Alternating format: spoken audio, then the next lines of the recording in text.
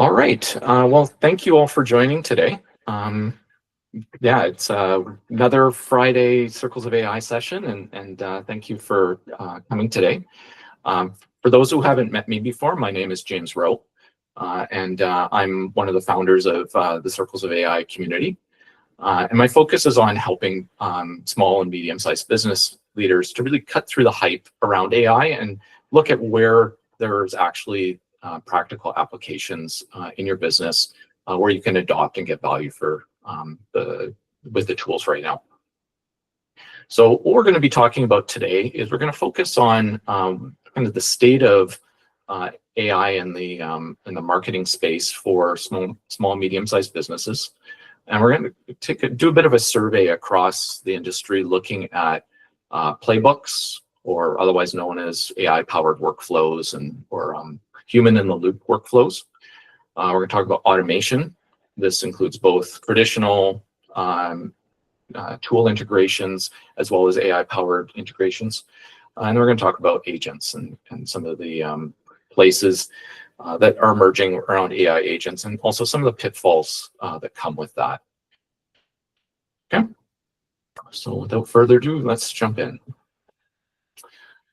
Okay, actually, before I do get into the session objectives, I do want to just talk for a minute about Circles of AI and what this community is about. For those who haven't been to one of these sessions before, the Circles of AI community is a free peer-led learning community where we come together once a month. We do a session like this to discuss a specific tool or technology in the AI space, and then really look at like how people are using it and then implications for your business. And so these sessions are interactive and meant to be for discussion. So feel free to jump in with questions and stuff. And then also this community is free to join for anybody. So you can go to circlesofai.com to sign up. There's a mailing list there. And when you sign up, you'll get access to our community pages that have recordings of previous sessions, as well as some other tools and information that you can access there. And you also get notifications of upcoming sessions. All right, so here's the plan for today, what we're going to get into. So as I mentioned, we're going to talk about how small and medium-sized businesses are adopting AI in their marketing and where the wins and pitfalls are. So specifically, we're going to look at a case study from an example. I worked with a client earlier this year that was looking at adding AI agents into their sales operations. And so we'll explore what that looked like and some of the challenges they ran into. We'll also talk about some case studies that I've been exploring around how small, medium-sized businesses are adopting AI at different stages and how they're using that today in 2025 to save money and time with their teams. We'll also look at how you can start to automate this at scale and what you need to have in place before you're ready to really move into that automation stage. So this is where everyone's excited to be able to really drive your financial results and business results. And then we'll talk a little bit about the agents and what this all means and what you need to have in place before agents are really going to be a strong advantage to your business, particularly around guardrails and how you can enable them without taking on too much risk with autonomous agents. And then I've got what I'm calling the intern test, which will assess your AI readiness on whether your organization has the processes, the data, and the clear objectives and ways of measuring outcomes that you'll need to be able to really take advantage of the automation and agentic workflows that are possible. All right, so let's get into it. Now, I don't have to probably repeat very much here, but there is a tremendous amount of hype around all the things that are possible here. And the agentic workflows are the latest in the hype cycle. And the problem is there's a real gap in terms of the reality of what's needed to be in place before agentic workflows are really possible for most businesses to implement. And So one of the problems with all these headlines is that it just feels like there's this constant churn of new and shiny tools and capabilities that come up, and it's very overwhelming, and it feels like if you don't keep up with it, then you're falling behind and your competitors are going to get ahead of you. And the danger in getting too caught up in this is that you can spend all your time just learning and trying to figure out what's going on without actually being able to do any kind of implementation and adoption. So I'm going to give you some strategies here that you can look at in terms of how do you get started and put the foundational pieces in place and kind of tune out some of the hype and the noise that's happening with the news cycles. So, the big things that are happening is, where do you start? How do you get a set of tools or a set of processes that you can start and get your hands on and get a good feel for where things are at? And then also start to look at, like, where is the return on investment of this? It's fine to be exploring tools, but when it's time to really adopt them, you're going to want to know that there's a return on investment, that making that time and effort to put it in place is going to have a payoff. So that's something that you'll want to be exploring. And then there's this explosion of tools. So how do you pick the right ones? And this, again, comes back to having a clear sense of what you're trying to achieve and a set of steps that you're going to follow. And you can kind of map the tools to the right parts of your process in terms of where you're at with your data and your objectives you're trying to achieve. And then really being careful around getting burned by failed pilots, because this is, I've seen too many companies who try something that looks really exciting and positive at the beginning, and then they go down that road and they get burned, and they're like, AI is oversold, overhyped. This isn't ready for prime time. I'm not really wanting to do this. And I think that's trying to jump too far ahead of where the organization's at to try and take on something like, an agent that can give you a bad experience.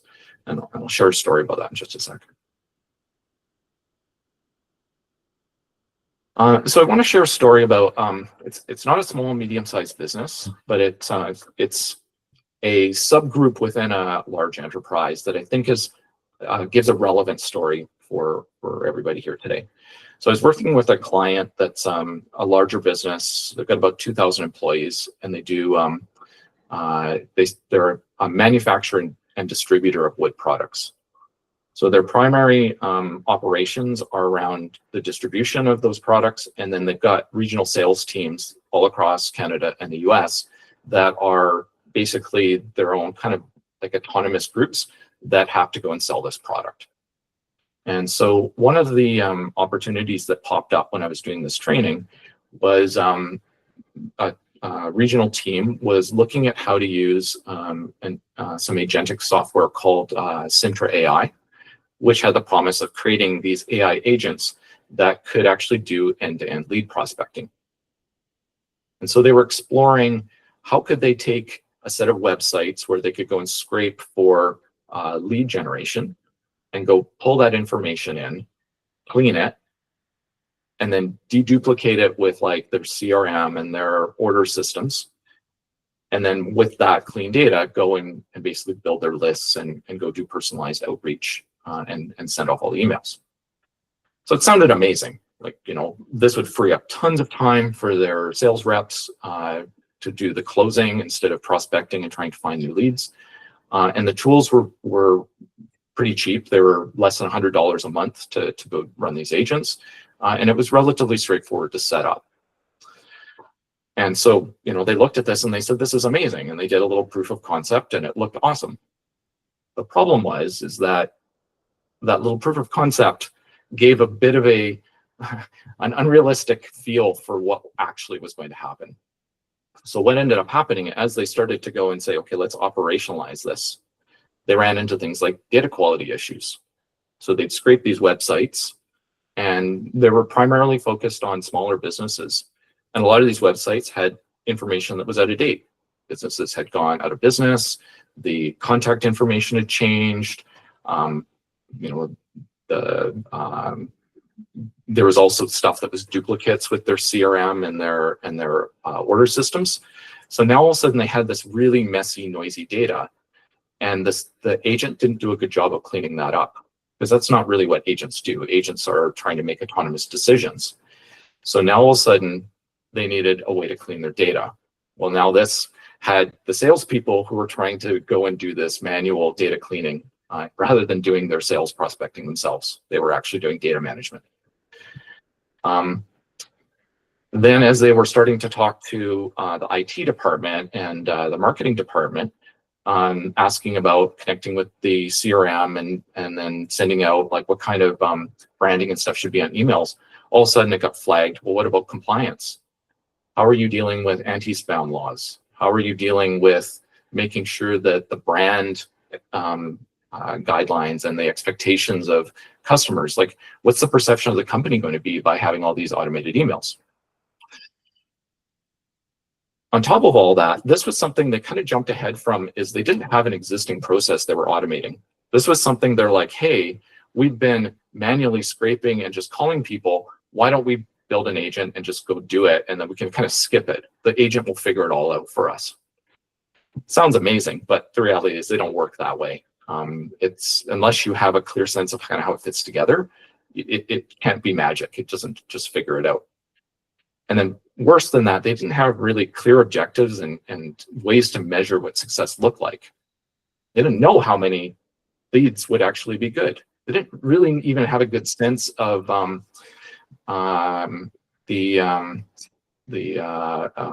sorry, I saw the no pop up there. I lost my train of thought.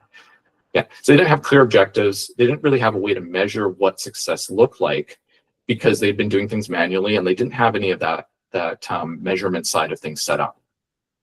So they didn't have a way to measure return on investment. So that was another problem.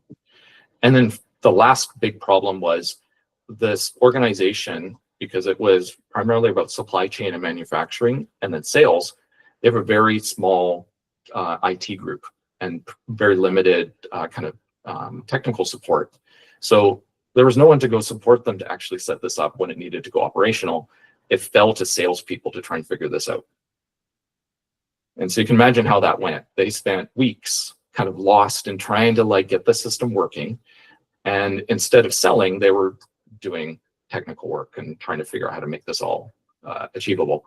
So anyway, long story short, it all kind of like collapsed in on itself and the pilot failed.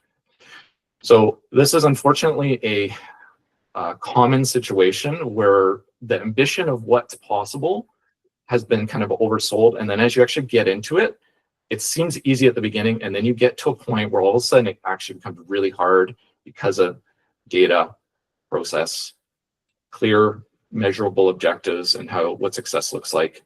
And then there's actually technical work, even though it's low code or no code kind of stuff.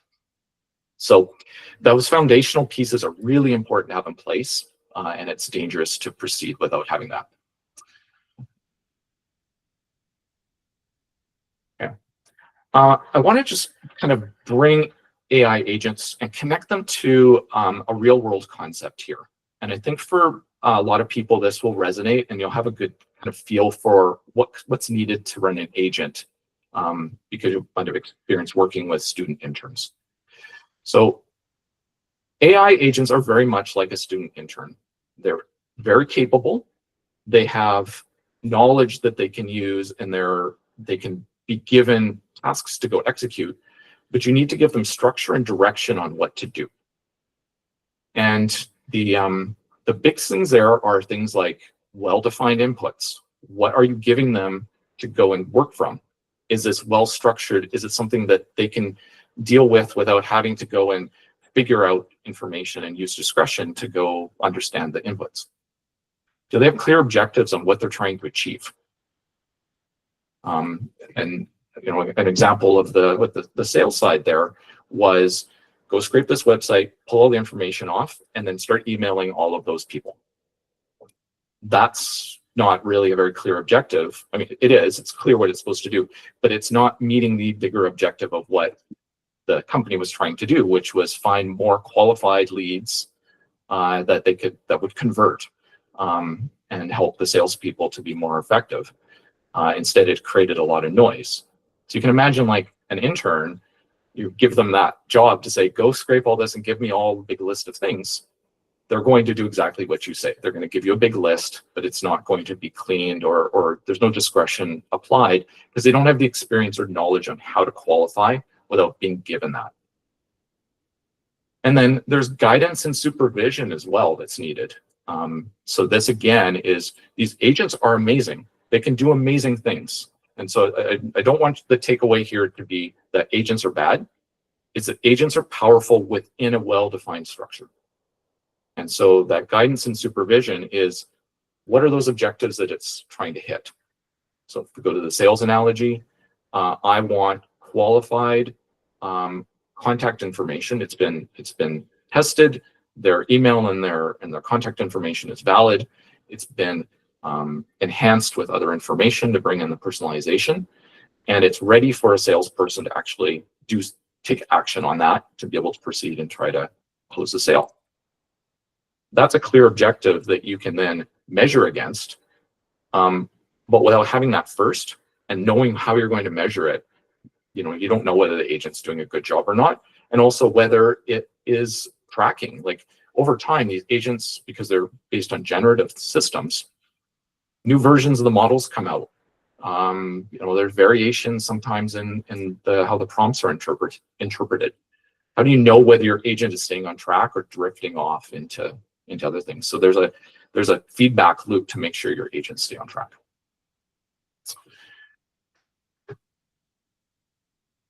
So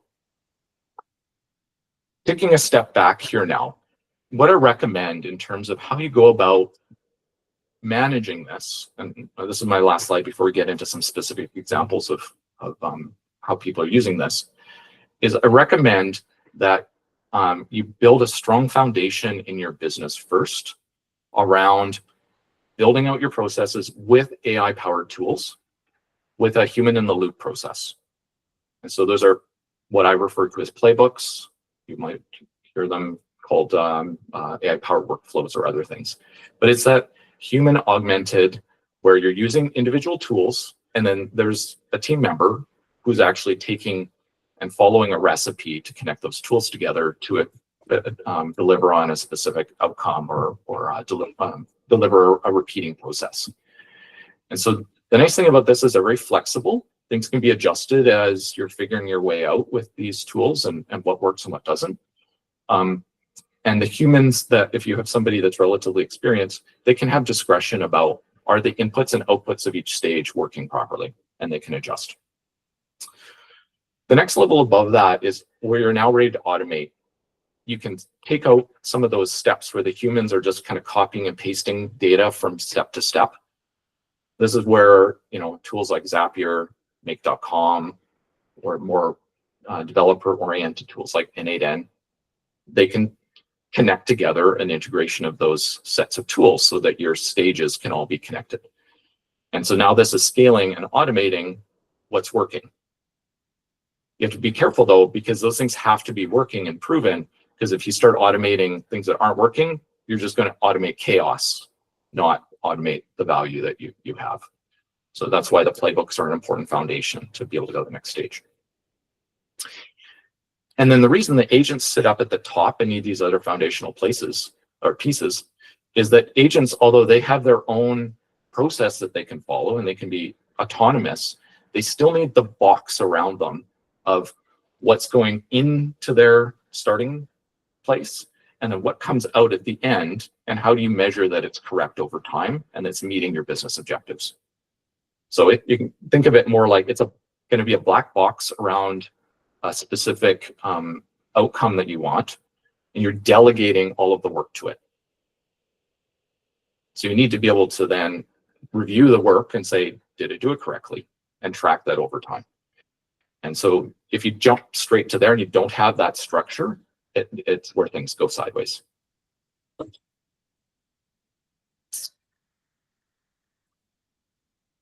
All right, so going to the first layer of the pyramid and talking about playbooks.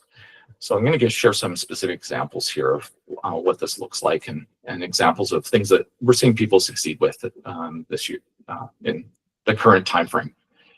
A lot of these will feel familiar. This is kind of the common things that people are sharing, but this is what's working. So the simplest one is just writing good emails. The art of communication is, if you can get this right, and frankly, this is something I use AI every single day with, is just writing good, clear emails to people, particularly around sales and for your sales aspects and doing sales outreach. And the other thing that I do that I find really helpful is I have a custom GPT that I built for my customer personas. So I know what they're looking for, and I understand how they like to be communicated with. And I actually use that as part of building my messaging when I'm writing emails. So this is something that most companies have been experimenting with, but this is a place where you can really fine tune and build your brand voice, your process for how you generate these, bringing in personalization from your CRM, from previous sales calls. So, we've got a few AI note takers on the call. I personally use Fathom Note Taker. I will pull the transcript and I will send a follow-up email after calls with people based on what's in the transcript, and use that to really help create the structure for a follow-up email, whether it's understanding their sales objective, their business objectives when I'm looking at building a sales pitch, or if it's more in the support side, what's the issue that was discussed and how do we fix that? So it helps really working in that space. The other another really great one is content repurposing. Again, we've talked about this lots, but content repurposing, once you've built, whether it's a blog article, it's a case study, it's a piece of video content, long form content. The beautiful thing about AI is that this can be repurposed into so many different ways of using it. And so this is another very straightforward path to get started with, is taking things like your blog and saying, okay, how can I go and snip this into smaller pieces that I could share on social? So building a carousel, for example, for LinkedIn. So a lot of these things are just like out of the box things you can do with ChatGPT or Gemini, Copilot a little bit. It's not my favorite tool. Claude, of course, is a really good one as well. But there's also all of the specialized tools if you want to create more of a standardized workflow. We've talked about Jasper AI, Write Sonic, and other kind of more marketing focused tools. But there's Canva that will help you with carousels, and other tools like that. So looking at those, really helpful. The other piece related to content repurposing is things like building your content calendar. So if you've got like your library of content, how do you go and slice and dice it and then schedule those pieces, and then connecting back to that customer persona if you've created something like that. And if you were on our Circles of AI session back in August, we actually shared a playbook that we developed to build your customer persona. So if anyone's interested in that, it is a free playbook we're giving away. So you can reach out and contact us if you want more information about that. Anyway, I won't go through all of these. Big picture here is that there's tons and tons of these opportunities. This is the place where most small businesses can get amazing results, but it requires you to dig in and say, okay, let me step back and look at my marketing process. Where are the places that I want to automate? What takes the time as I'm going and putting these things together? And that takes a bit of time to actually sit down and assess your operations. But once you do that, now you've identified the places where you can go and start to look for tools. And then as you bring those tools in, the pitfalls to watch for here are things like, are they generating content that's on brand? We have a brand voice playbook that's part of some other things that we're doing there. So if that's something they're interested in, again, contact us. Hallucinations can happen, but because these are playbooks with human in the loop, you can catch those hallucinations and fix them. And then legal risk. those are ones that you will want to watch for as well. So again, you've got a human who can review that stuff. So all of this stuff, you've got the human in the loop, you've got checklists that you can compare against. And if you build a brand guideline system, you can make sure that your content stays on brand.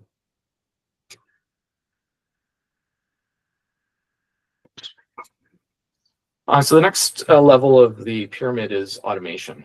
So this is where, after you've gone through those playbooks and you've explored what's the tools that are really working well for you, and you've got that repeatable process, now it's time to look at, like, how do you stitch those things together and reduce the amount of human effort involved. And so there's some examples here, and this is where things get a little quite exciting. Is the case study I looked at were a home service-based company.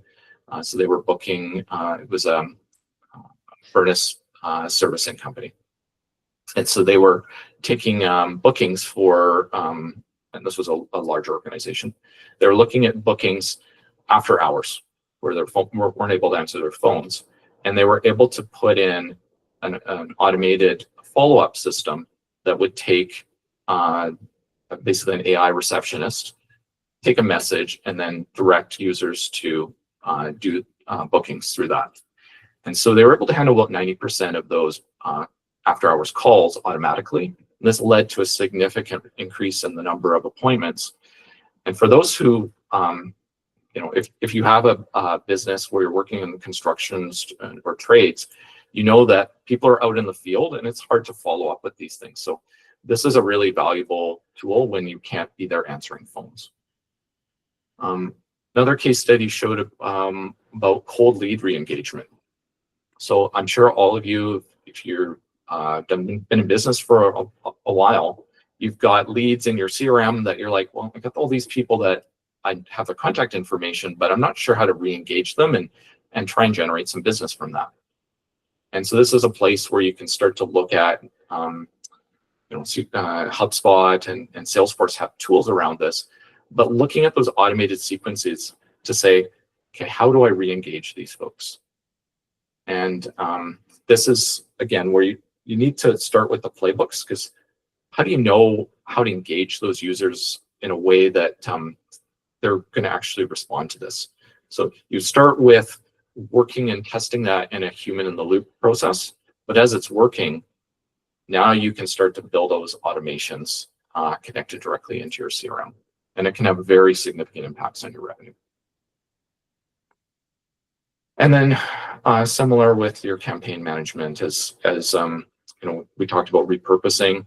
You can have things like, as a piece of content's built, you can build automations that go and actually run it through. If it's a video, you can pull the transcript, automatically write a blog post or a newsletter based on that transcript, automatically create a set of other pieces of content, short posts for social or carousels and things like that. And so that now all of a sudden gives you all these draft pieces that can fill your social media calendar and be used for other pieces there. Where this gets challenging is because you're dealing now with automation, it can become impersonal, and you can end up with errors where, because it's automated, you can quickly scale up those errors. So you have to be careful to really monitor that automation doesn't kind of get out of control. So you want to create some thresholds. You want to be looking at how to deduplicate things and have some human touch points, which is where taking proven playbooks and processes and automating them really helps. And then finally, we've already kind of talked about some of the challenges here, but the promise of AI agents, and this is why everyone's so excited about it, is now you truly can give these systems the keys to a specific part of your business. It's a little bit like hiring a marketing agency. The idea is you hand off all that marketing hassle, and you just kind of work with them to work at a strategic level and tell them what you want to achieve, and they go figure it all out for you. And that is, a wonderful promise, because now you can get that white glove service, but for much lower cost. Just But the same challenges of working with an agency that way is that you need to know what strategic objectives you're trying to achieve and how you would measure the success of that agency. But without the back and forth of working with an experienced marketing strategist who can actually help you navigate that. It's on you to go figure out and put that in place without feedback from the agent. So you can, going back to our example of my regional sales pilot, their idea was great. The problem came is that in the execution side and what they had in place, they just weren't ready to actually take that step and be successful with having all the pieces needed to put it in place. So that's the big challenge. Now, what's happening in the industry is that vendors are now adding agents within their tool ecosystem to provide better guardrails that's helping people. So HubSpot's doing this. Salesforce has their agent force parts that are working there. Zoho is another platform that's adding agents across all of their different tooling. And so this is a place where now you're able to kind of pull data out of your CRM or out of your systems of record and daylight that, and then be able to take action based on that and add automations. Again, it gets complicated pretty fast. So having a clear sense of what you want to achieve and having clean data is really critically important before you go too far in here. So some of the things that can really take this sideways is things like scope creep, as we saw with the sales team example. What looked easy at first suddenly involved having their sales team go down a 6-week rabbit hole. You can have these agents where they can kind of spin up and then not have proper thresholds to manage their spending. So I read about an example of a company that was built an agent that would run Facebook ads for them. And it was trying to optimize their spend and manage their campaigns. But they didn't set their thresholds properly, and it spun up bidding on things and burned a lot of money. So you have to be careful with that. AI agents are susceptible to hallucinations, so they can take rogue action. If you have your agent well tuned, this doesn't happen that often, but a 1 in 100 chance of something going sideways depends on how risky that process is. If it's go scrape a website and collect the data and put it somewhere, not super risky. If it's I'm going to automate my procurement and it's going to bid on projects, or bid on different vendor accounts, and this is tens of thousands or hundreds of thousands of dollars, you better make sure you got some strong guardrails. So that's a place to be cautious. So long story short, agents are super exciting, but you need a pretty mature process before you're ready to kind of put them in place, and you need to assess the risk you're willing to accept with it. All right, just wrapping back to that regional sales office. So thinking about how they could have approached this differently, and what when I chatted with them and talked about what their experience was, what it suggested was, had they started with the playbooks and really taken what they had done with their manual processes of scraping that website and calling the people and emailing them from the websites they found, and looking at how you would build a structure around that for an intern,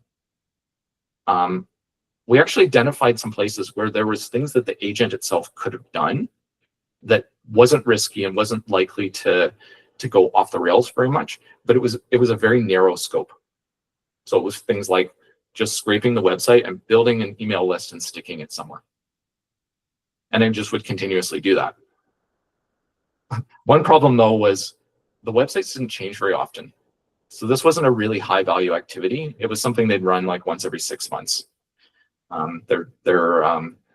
So it was one of those things where the return on investment of building an automated agent there wasn't actually a good use of their time or money, because that wasn't the bottleneck. Where the bottleneck was validating the contact information, and then collecting all the personalization data. And the funny thing is that there are ways to do that with existing platforms that don't require agents. So like HubSpot and Salesforce both do this. However, their company didn't use those CRMs, and they couldn't get the IT department to approve it. So that actually was the core problem. They were trying to go around an IP blockage and use an agent to do this.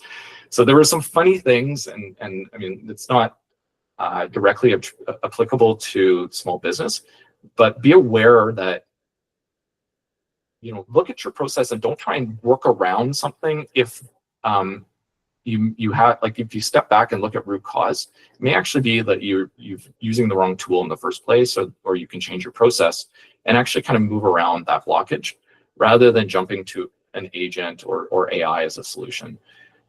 That's often say that garbage in is garbage out. So make sure that what you're feeding through your process is actually working well for you.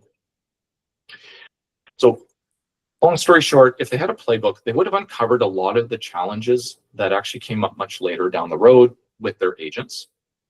And that would have probably saved them a lot of time and headache, and also made them realize that they could have probably done most of the value with those structured systems without having to go and go through the whole exercise.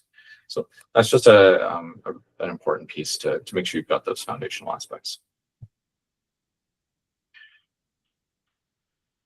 And I'm sorry, I'm going to sound like a broken record here. This is really the key takeaway, but there's three main things that you need to have in place before you can move up the pyramid. Do you have clear procedures for your workflows?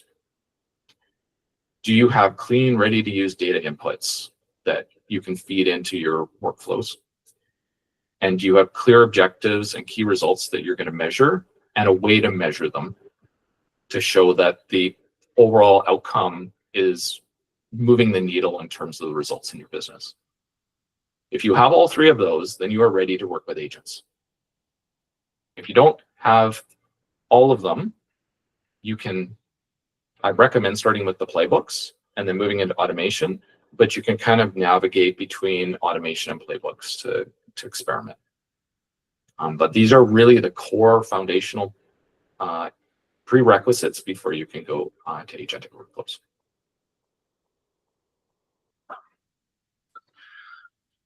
So I'm going to wrap up here, and then I'm going to move into an open Q&A. But the big takeaway here is, don't just delegate to AI agents. Really think about how you define success before you start, and build step by step. And don't just try to jump to the end. It will save you a lot of heartache.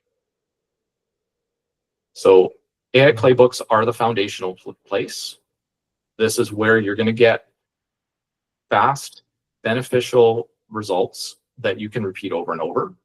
And so the common theme that I was seeing in all of the research I did for this was that marketers were saving at least a day a week with a lot of these tools. And so it's just a place where you can start with those guided, repeatable workflows. As you have that repeated operations going, then the next step is to take that and automate and remove the human pieces where there isn't a need to do quality assurance or follow-up checks, and where it's simply just kind of a cut and paste or copy and paste across one tool to the next. Those can be automated and integrated together. And then once all of that's working and you're getting those results, you can then, if it is going to have a return on investment, you can explore going to the last stage, which is the agent stage. And that's where you can run these pilots with guardrails and make sure that you've got that clarity around what the approval steps will look like, if there's anything that's going out that's like customer sensitive externally of the company, or if there's any kind of financial implications of it. Make sure you've got the guardrails and the approved steps, and that you define the boundaries of the agents to make sure that they don't go rogue on you. And then finally, strong foundations underpin everything. So clean data, the integrated tools and documented standard operating procedures, as well as any kind of policies we didn't really talk about ethics and bias and compliance. These are important pieces, but they're important generally when working with AI, not just agents. But these are things that you want to make sure that you have in place to enable your success.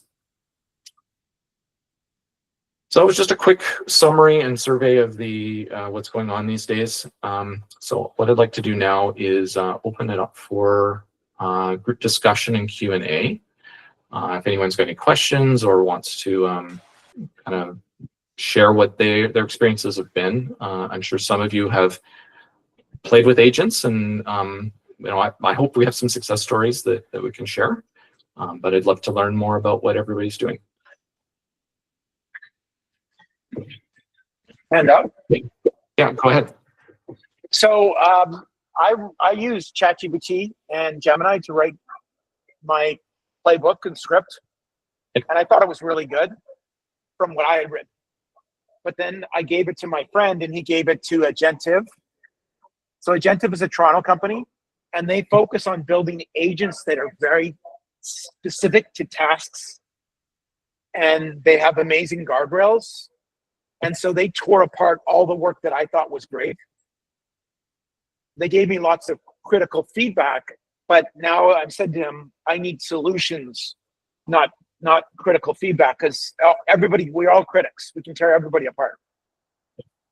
And so I went back to him and I said, I need solutions. And he said, well, I've got to understand the feedback before I can get the solutions. So it's a challenge, right? There's a marketing aspect. That's what I thought today was about. And then there's a sales aspect, right? So it's like, I have to build my own agents. I know that. But if you have to, exactly what you just said, you got to know what you want. And there's the guardrails, the data, all the information that you're collecting to build that specific person that is going to be outstanding, Yeah. And that's my biggest challenge today is, everything's a cost. And it's containing the costs because I'm over budget already, so it's how do I get to the next stage, and I've launched a new AI tool right now that I'm launching the next week, so I'm always introducing AI, but it's a cost, Yeah. So that's the biggest challenge. Is it Jeff? Is that yeah. Jeff? Yeah. Okay. Yeah. Sorry, you're on your I put Miss Clark for Fableland because it's a beauty business. And then if you get my personal ID, it says Jeff Clark, but my business is Miss Clark because I'm a beauty business. Fair enough. Okay. So Jeff, what were you talked about building these playbooks with ChatGPT. What was it that the playbooks were executing? So what was the business process they were running? They helped me construct a one-page engagement letter, and then they helped me construct a 6-page services offering document that goes through all the services that we offer and the values of those services, and a lot more information. It was 6 pages for 7 services. So there was a lot of information, and to me it was too much. It was a hard sell. I called it my hard sell. And then I made another one for a soft sell where I butter you up and I said, I really like your expertise. I've launched a new product. I'd like your personal opinion. And I wrote one like that. And that was also torn apart. So all he did was tear them apart for me. He hasn't given me any critical feedback. I met with him last night and he's changed my strategy because I've reached out to hundreds of customers and I've gotten 0 sales. My salespeople reached out to thousands of customers and they have 0 sales. He said, you're not doing it right. So he's changed it where now I've got to I got to find the problems for the companies I'm targeting and send them those to try and engage them on those. That's what we're doing now. So I've changed a lot of the strategy. So I've just sent to him this morning because I got up at 5:30, 3 concepts to see if he approves the idea, the layout, because everything's got to be, again, guardrails. It's got to be built the right way. Yeah. So Jeff, I'm going to send you something that you might want to try. So I'm going to share it in the chat here. So this is we built a playbook called the Customer Persona Playbook. And what it does is it helps you define your customer. So, I'm sure you've got a clear sense in your mind of all of the characteristics of like who your ideal customer is. Yep. And so what it does is the playbook uses your LLM of choice. It will interview you about your customer. So tell me a story about like one of your ideal customers. So that's what it will do. And we'll take that, and it will also look at potential competitors that you've identified and the value proposition of what it is that you're doing. And it will help you create a positioning statement and describe the characteristics as you've given it of your customer. And then you can create an avatar of that. You go create your custom GPT, and then you can have a conversation with it. Mm-hmm. So similar to what you were talking about, what Agentive is doing, you can now get feedback from that persona on your marketing copy. Now, it's not just tearing it apart. You can also ask it with that feedback to go and enhance it and say, how would you receive this better? Yeah. And that's the biggest issue is trying to improve the quality of everything, because quantity is not quality. And that's my biggest challenge, is trying to figure out, I just want to say, stop, drop, and roll, get on, table on. How do I get them on in a simple? So another person that's not in this meeting, he said to me, I need a really good tagline, a strong tagline. And he was showing me examples of it, and I've been working on a tagline, just 3 or 4 words that define my business. So when those words go in front of somebody, hopefully that engages them and makes them want to go forward. Yeah. But there's so many more things to be done, right? Yeah. I guess that's something that it's a little bit tangential to today's presentation, but the marketing strategy is such a critical piece to really have that in place first. So the presentation was before you have your marketing operations. Before you go to do your sales strategy. Yeah, so like marketing and marketing operations as well. So maybe I'll call it revenue operations. So that's what a lot of today's presentation was really about how do you have those repeatable processes that are driving your sales and marketing results, bringing in your leads and prospects, and then helping them convert. But that assumes that you have a strong strategy that's connected to your business objectives and that the marketing is working. Mm-hmm. So that's part of where there may need to be some, like, Jeff, for you to step back a little bit and say, who are those personas of my customers? Like, what do they care about? What matters to them? And how do I make sure that the positioning of my marketing is really hitting the right notes for them? And then you can take those playbooks afterwards to say, okay, I'm going to go test these. These are the different ways that I'm going to go position with them. And especially if thinking about different parts of the sales funnel. So are you at a stage where you're trying to generate leads at the top of the funnel and you're just creating awareness for your organization? Or are you more like mid-funnel, where it's like building trust and educating people about what you do? Or are you down at the bottom of the funnel where you're now converting and trying to book sales? And understanding where your objectives are in the funnel is another important piece that aligns with these different. The challenge is trying to figure out who is the customer and what is the persona. That's the first challenge, right? And what are their specific needs? Because we all make up stories in our head, whether it's true or not. That's the head game, right? So that's the challenge, and that's where I try to use Anthropic, ChatGPT, or Gemini to help with those kind of things, But I'm up for it, and I'm still introducing new AI technology. I've spent $200,000 already on my AI technology. So we're going places, but it's costly, and it's time consuming. Sure. All right. So thank you very much for the feedback. Thank you for the link. Yeah, you're welcome, Jeff. Yeah. Thank you. And I'll reach out to you in a separate email later. Sounds good. Thank you. Yeah. Anybody else? If you've got any experience either with working with agents or with playbooks or automation, like, where are things standing with you? with what I shared in the presentation today, does that resonate with anybody?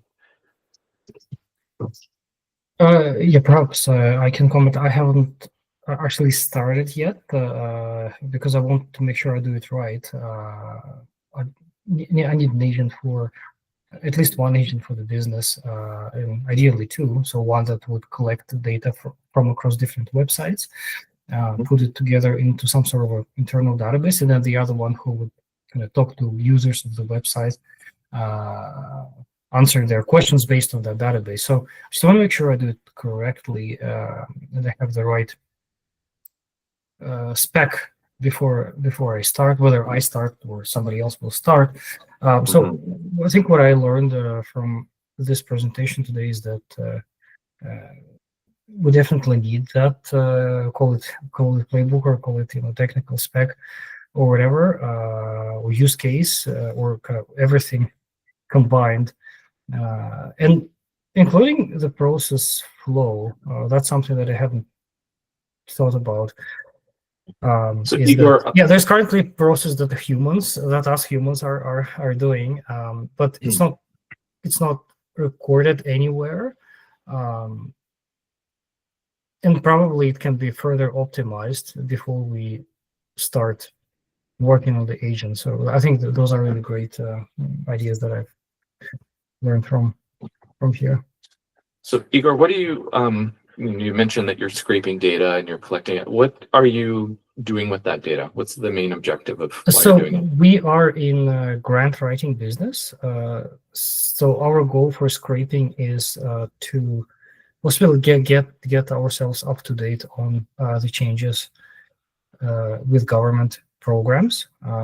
So there's only X number of pages, some of them on the federal website, some of them on the provincial websites. But anyway, so there's a limited number of those pages, official pages of the programs, and then every time something happens with the program, it's a new take or a new deadline, or the program closes, they post updates on their websites. And right now, we just on a weekly basis, we literally check those websites one by one. Not a very smart use of time, but that's how it works. So what we wanted to do in the first place is to write that agent scraping those websites, those known pages, and then basically giving us the digest of things that changed. Okay. As What they do you change. do? Yeah, and we don't have a lot of time to go too deep into it, but what I would ask you is what do you do with that data once you've figured out it changed? And I'm going to ask you just a couple questions. We'll do it all at once here. Oh, so, yeah, kind of keep. Oh, sorry. I was just going to say, I keep asking the question, why are you doing that? Why are you doing that? Why are you doing that? To trace it back to how do you make money from this? Oh yeah, so we make money when the client needs help with writing certain grant applications, and then the way we attract the clients, and we inform them about the changes that are happening with the program. So the minute we know that this program is available, we post it on our network, newsletter, social media, and then this is how we get the leads for the services. So are you using the changes on the website as notification to generate leads for your business? To generate content that then we spread out, and then this is what generates leads. Okay. So you're using it as marketing to generate the incoming, correct. as an awareness side of things. Okay, I see. Yeah. See. But anyway, yeah. So that process exists, but it's not recorded. So yeah, probably there are some things that we need to. So one thing I'd look at, optimize. Igor, is if you're doing that manually right now, look at how many hours it takes you, and then what's the payoff of that. So starting to think of the business case for this, there's going to be a return on investment of that time. Sure. And then if you think about an agent that's going to do that, it's going to save that time, and so it's going to be a cost savings, but it also enables some new, because you can change the scale of what can be done. So start to think about how you would quantify what the benefits are. I would look at that before you go too far down going into the agent space, Because I'll say that my experience with web scraping is if you're using like a commercial web scraper, they can be very expensive if you're doing it on a frequent basis. And if you're going to go write your own web scrapers, which is possible, there's an opportunity cost. That's things that your technical team will be doing that could be spent somewhere else. And is that a good trade-off? So you're going to want to look at the business case for it before you go too far down on actually going and creating these things. All right. Okay. Thanks. Yeah. Great. Let's see. So I think it's Irene from Angel Forum. I saw that you came on camera. Did you have a question or a comment? No, I was. Okay. This was very helpful because I was completely overwhelmed with like where to start, and I love to be structured about things. So cutting it down in steps, I think, greatly helps me. I'm not thinking agents. I'm just only thinking like playbooks automations, because there's a lot of repeat stuff that we do and can be really improved. Yeah. I mean, I have a bias. I have a background as a business analyst. So I think in terms of process and like the steps. Yes. In my mind, I always think of like blocks of inputs and outputs. Yeah. Super nerdy. I love it. Yeah. Yeah. Thank So you. when I think that way, it's like, where are the blocks that are the really time consuming and bottleneck pieces in the workflow? And what is it going to cost to automate those parts? And so when I think of a playbook, a lot of it could be human tasks, but certain parts get automated because those are the ones that you have a change function in terms of it's a big cost savings. It opens up new opportunities for upside that aren't possible if it was human driven or things like that. And those are the ones I try to look for, the constraints on the whole thing and start there. And then that also opens up opportunities. When you've done that for a playbook, then automation and agents become much cleaner in terms of figuring out where things fit. And also, I'm not here just for Angel Forum. That's something that I spend a lot of time on, but I do work on contract, and that's for companies that are all very similar. So I do a lot of repeat stuff that's the same, that I can, I'm sure, develop something for that cuts down the time that I need to spend on each and every one, and just do it all at once and then hand it over to the 5 companies. Yeah. So sorry, when you say you hand it over to the 5 companies, well, then they take it in.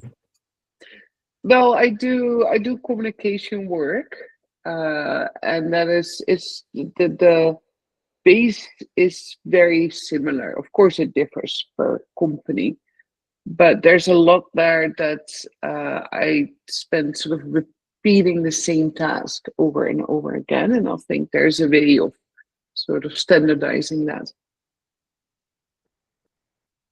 Yeah, absolutely. This I would say that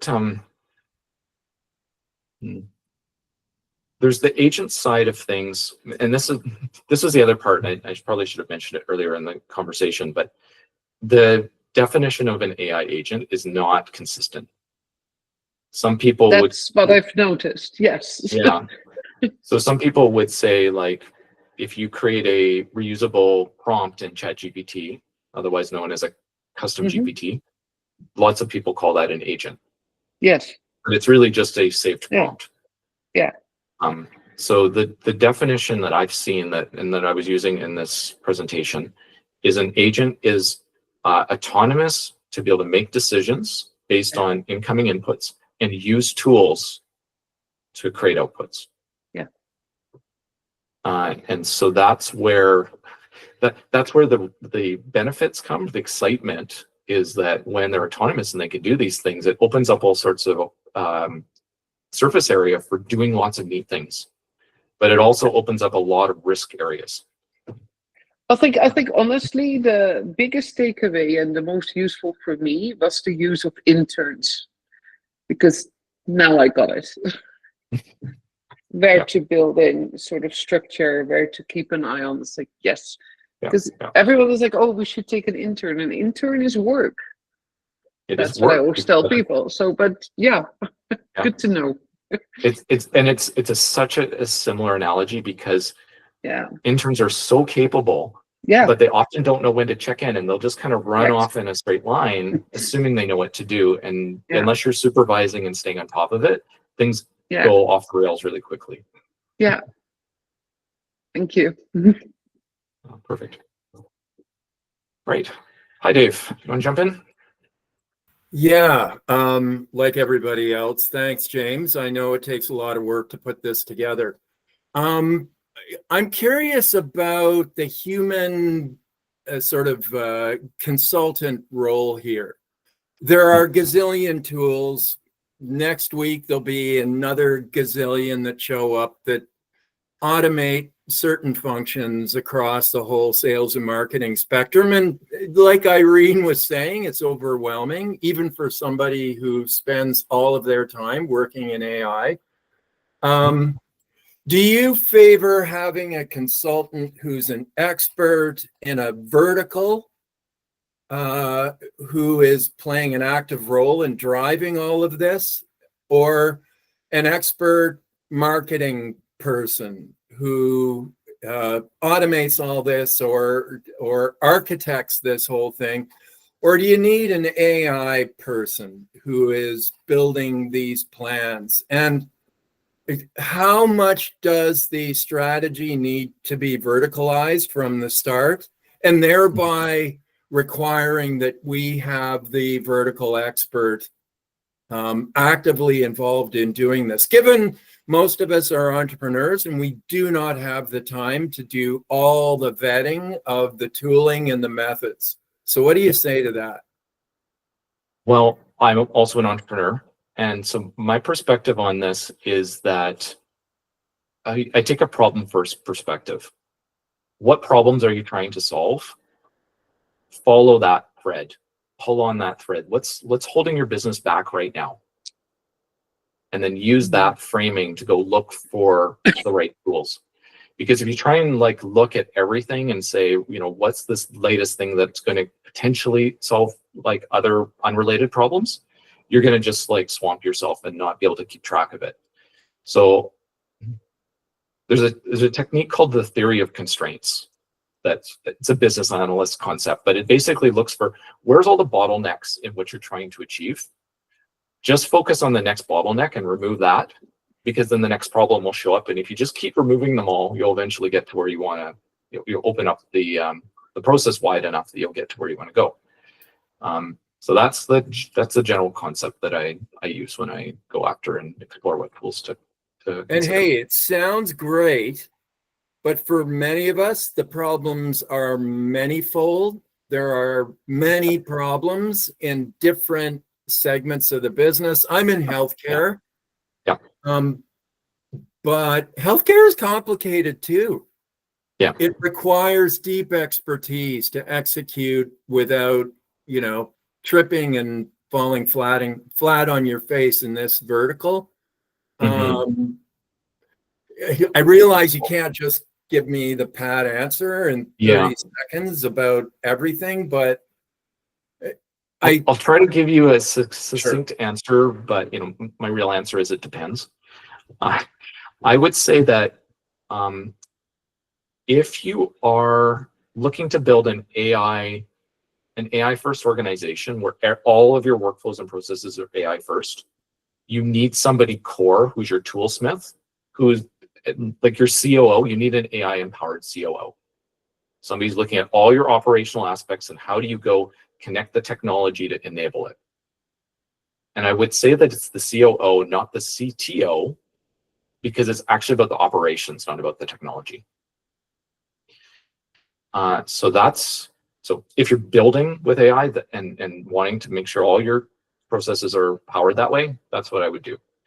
If you're more narrow and you're focusing on specific like business functions like marketing or sales or customer support, then that's where you would say you may bring in a specialist who's worked in that space And that's where you can bring in an outside consultant to help with that. Or if you've got a keen person on your team, they can go and do more exploratory stuff and start to look at building playbooks. A lot of that is just looking at commercial tools to, again, look at the process and say, where are the bottlenecks in the process of, say, doing my weekly social media calendar? And they just say, oh, it's such a pain to come up with ideas and build my monthly calendar. Okay, well, there's lots of playbooks that show you how to actually go brainstorm ideas, look at your existing catalog of posts and stuff, and actually go build your calendar. That's a very easy starting point. And then from there, you can start to look at, Canva has an AI-powered agent that helps with like design stuff. A lot of the posting tools, Buffer, and there's one I can't remember the name of, but it's a LinkedIn focused one. They help with building carousels and all sorts of other kind of bells and whistles. There's CapCut, there's Descript, which will help you with doing short video content for Instagram and your reels on other platforms. So those all start to come as you look at your process and where the bottlenecks are, and you can work with specialists in that space. I love the idea of the AI competent COO who's keeping track of all those tools. So, you know, we don't have to chase them all the time. Do you suggest kind of a fractional AI COO rather than a full-time? Somebody who's floating and doing, as Irene beautifully described, kind of doing the same thing for a ton of, or a bunch of different companies? A hard question to answer because it would depend on how deeply, maybe I'll say it this way. There's an assessment and strategic kind of view of your organization to say, given what's here, how will we go and build out AI processes to connect with the business objectives and looking holistically across the business? That's kind of a snapshot that might be a 3-month effort, maybe faster. But you do that, then you can start to put the operational side of things in. That may actually now shift, like the way that I would do this, and it's part of what I do with working with clients, is I come in and do that assessment and then help them build the roadmap by identifying the high value use cases for where they would automate things. And like start with the playbooks and integrate the tools, and then have a pathway to go from there to automation, eventually to putting all the groundwork in for doing agentic workflows in the future. That roadmap now gives you your execution plan that can transition to a technical team. And now the technical team can follow that because they've got a clear sense of what to do. Now it's going to be agile and things are changing, but it gives them enough structure that they can operate without having to have an AI strategist involved all the time. Well said. Thanks, James. All right, we're well past the hour now, but thank you for sticking around in the conversation. So we'll wrap up here, but I hope you all have a nice weekend, and thank you for joining. Thank you, James. Really good stuff. All right, thanks, Jeremy.